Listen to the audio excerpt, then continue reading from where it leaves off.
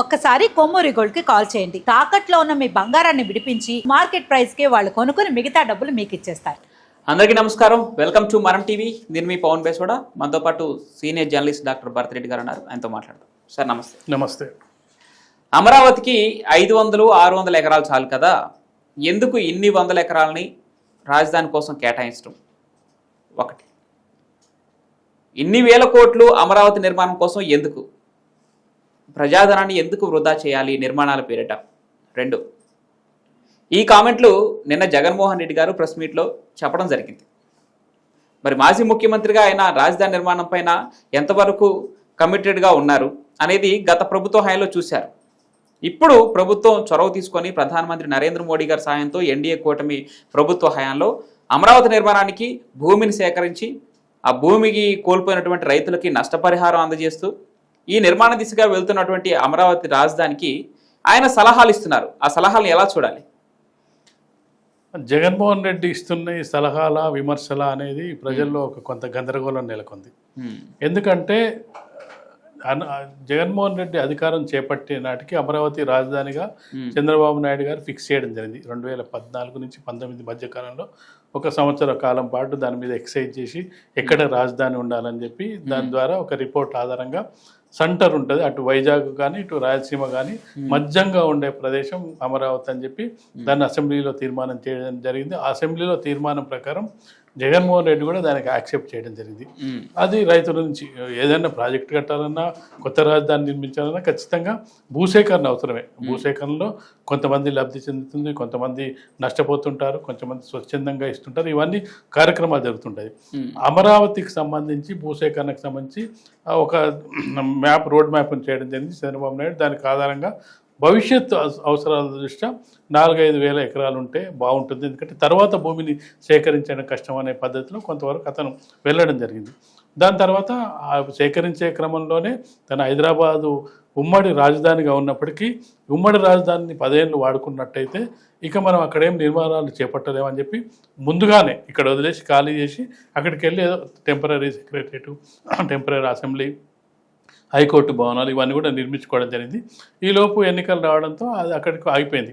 ఎక్కడ ఆగిపోయిందో అక్కడి నుంచి వచ్చే ప్రభుత్వాలు యాక్చువల్గా పని చేసుకుంటూ వెళ్ళాలి.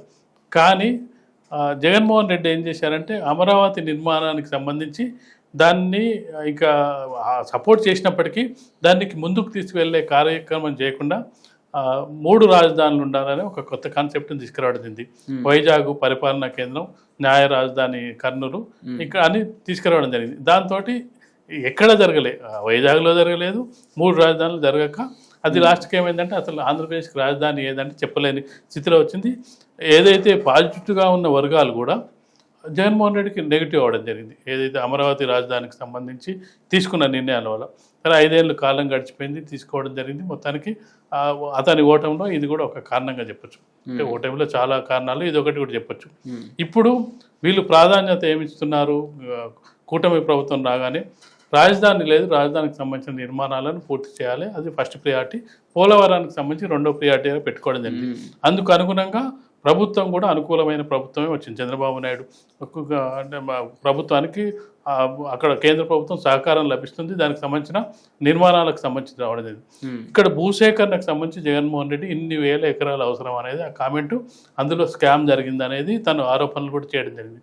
కానీ ఇక్కడ మనం ముఖ్యమైన గమనించాల్సిన అంశం ఏంటంటే ఒక కొత్త రాష్ట్రం ఏర్పడినప్పుడు భూసేకరణ రాష్ట్ర ప్రభుత్వం చేపడితే నిర్మాణం మాత్రం కేంద్ర ప్రభుత్వం బాధ్యత.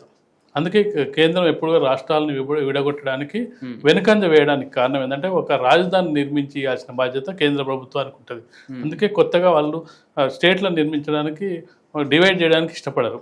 దాని బాధ్యత అంతా తీసుకోవాలి, దానికి సంబంధించిన ఇన్ఫ్రాస్ట్రక్చర్ కానీ లేకపోతే బిల్డింగ్స్ ఇవన్నీ. ఆ క్రమంలో ఇప్పుడు వీళ్ళు ఆ ప్రయత్నం చేస్తున్నారు. ఏదైతే ఆరోపణలు ఇప్పుడు జగన్మోహన్ రెడ్డి చేస్తున్నారో 2014 నుంచి 19 మధ్యకాలంలో స్కామ్ జరిగింది, భూసేకరణ జరిగింది అని చెప్తున్నారు. 2019 నుంచి 24 మధ్యలో తానే అధికారంలో ఉన్నప్పుడు దాని మీద ఎంక్వైరీ ఎందుకు చేయలేదు? దాని మీద ఎందుకు ఒక సిట్టో లేదంటే ఒక సిఐడిను ఏర్పాటు చేసి దాని మీద స్కామ్ ఏ విధంగా జరిగింది అనేది ఎందుకు బయట పెట్టలేదు అనేది ఇప్పుడు జగన్కే రివర్స్ వచ్చే ప్రశ్న కనిపిస్తుంది. మొదటి నుంచి కూడా మనం చూసుకున్నట్టయితే ఎందుకో జగన్మోహన్ రెడ్డికి అమరావతి రాజధాని అనేది అంత కొంత ఇష్టంగా లేని పద్ధతిగా కనిపిస్తుంది. అవును. అది మొదటి నుంచి కూడా. దానికి కారణాలు మరి అంటే వైజాగ్ ఉంటే బాగుంటుంది అనేది, వైజాగ్లో ఆయన అక్కడ అది కట్టుకోవడం ఇదంతా కూడా మనం చూసాం. కాబట్టి దాని మీద పెద్ద ఇంట్రెస్ట్ లేదు. దాంతోపాటుగా ఏంటంటే జగన్మోహన్ రెడ్డికి ఇంకొక ప్రాబ్లం ఏంటంటే కొంతవరకు నిర్మాణాలని చంద్రబాబు నాయుడు చేయడం జరిగింది. దాన్ని ముందుకు తీసుకెళ్ళినట్టయితే ఎంత ముందుకు తీసుకెళ్ళినా ఆ పేరు చంద్రబాబు నాయుడుకే వస్తుంది. ఎందుకంటే నిర్మాణం స్టార్ట్ చేస్తాం. మనం ఎగ్జాంపుల్ చూస్తున్నాం. హైదరాబాద్లో ఎన్ని నిర్మాణాలు ఉన్నా హైటెక్ సిటీ ఎవరు నిర్మించారంటే చంద్రబాబు నాయుడు చేసిండు. దానివల్ల మన సాఫ్ట్వేర్ డెవలప్ అయిందని చెప్తారు.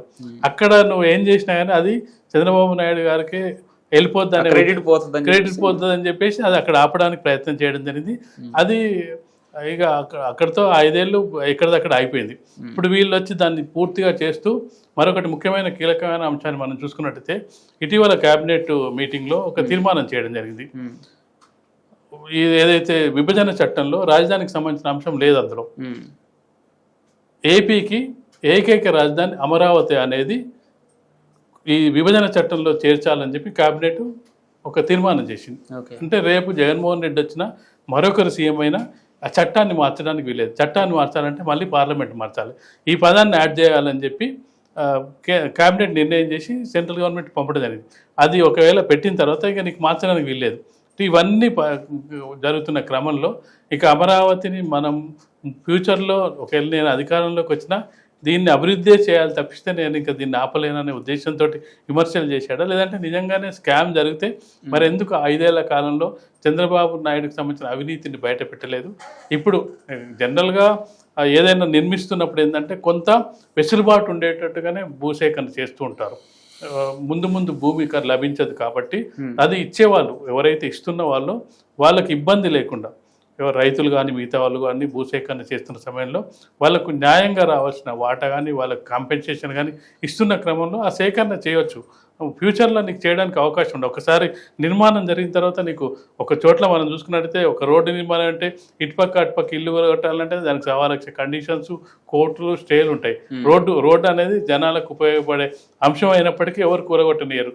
దానికి సంవత్సరాలు పడుతుంది. అలాంటిది ముందుగానే భూసేకరణ చేసినట్టయితే అది ఫ్యూచర్లో ఉపయోగపడుతుందనే ముందు చూపు ఉండొచ్చు. కాకపోతే నిజంగానే స్కామ్ జరిగినట్టయితే ఆ స్కామ్కి సంబంధించి తను ముఖ్యమంత్రిగా ఉన్న కాలంలోనే బయట పెట్టాల్సి ఉండే. కాబట్టి అంటే అన్ని విషయాలను ప్రెస్ మీట్ పెడుతూ వచ్చిన సందర్భంలో ముఖ్యంగా లిక్కర్ స్కామ్కి సంబంధించి ఆ సందర్భంగా దీన్ని కూడా మాట్లాడడం జరిగింది. ప్రతిపక్ష నాయకుని హోదాలో ప్రభుత్వాన్ని నిలదీసే అవకాశం ఖచ్చితంగా జగన్మోహన్ రెడ్డికి ఉంటుంది. ఆ క్రమంలో అమరావతిని ప్రశ్నించడం జరిగింది. దీనికి సంబంధించి కూటమి ప్రభుత్వం ఖచ్చితంగా దానికి సంబంధించిన ఆన్సర్ అయితే చేస్తుంది. లేకపోతే జగన్మోహన్ రెడ్డి ఇదే ఇందాక మీరు చెప్పినట్టుగా లిక్కర్ స్కామ్ గురించి మెయిన్గా మాట్లాడడం జరిగింది. ధనుంజయ రెడ్డి కావచ్చు, కృష్ణమోహన్ రెడ్డి కావచ్చు, వీళ్ళు శుద్ధపూసలు అంటూ వారు మచ్చలేని అధికారులు అంటూ వ్యాఖ్యానించడం జరిగింది. సేమ్ అదే టైంలో అరెస్ట్ చేస్తే చేయండి, నీ విజయవాడలోనే ఉండని చెప్పారు. ఆ రోజు సాయంత్రమే మళ్ళీ నిన్న సాయంత్రం బెంగళూరుకి వెళ్ళిపోయారు. మరి దాన్ని ఎలా చూడాలి? జనరల్గా ఏంటంటే అరెస్టు చేయరనే ఒక ధీమా ఒకటి ఉంటుంది రాజకీయ నాయకులకు. అరెస్టు చేసినా పర్లేదనే ధీమా ఉంటుంది. 2 ఉంటాయి. అరెస్టు చేస్తే సింపతి వస్తుంది. నేను నిజాయితీగానే ఉన్నా. అరెస్ట్ చేసిన నాయకులందరూ కూడా సీఎంలు అయిపోయారని ఇటీవల మనం చూస్తుంటే చంద్రబాబు నాయుడు గారిని అరెస్ట్ అనవసరంగా చేశాను, అది సింపతి వచ్చిందనే ఇది ఉండొచ్చు. ఆ విధంగా ఛాలెంజ్ చేయడం వల్ల ఏంటంటే నేను నిజాయితీగానే ఉన్నా, నా మీద ఏం కేసులు లేవు, మీరు అరెస్ట్ చేస్తే చేయండి అని చెప్పడం ద్వారా అవతలకి ఛాలెంజ్ చేయడం ఒకటి, దాంతోపాటుగా సింపతి గెయిన్ చేయడానికి ప్రయత్నం చేయడం. ఈ 2 కారణాలు. అంటే రాజకీయ నాయకులు ఏది మాట్లాడినా ఆచితూచి మాట్లాడతారు. అది ఖచ్చితంగా రాజకీయ లబ్ధి కలగడానికే మాట్లాడతారు ఏది చేసినా. కాబట్టి జగన్మోహన్ రెడ్డి రాజకీయాల కోసమే ఎప్పుడైతే వైసీపీని పెట్టక ముందు నుంచి కాంగ్రెస్ పార్టీ నుంచి విభజించినప్పటి నుంచి కూడా రాజకీయాల కోసమే రాజకీయం చేస్తున్నాడు. ఆయన లక్ష్యమే ముఖ్యమంత్రి పదవి కోసం.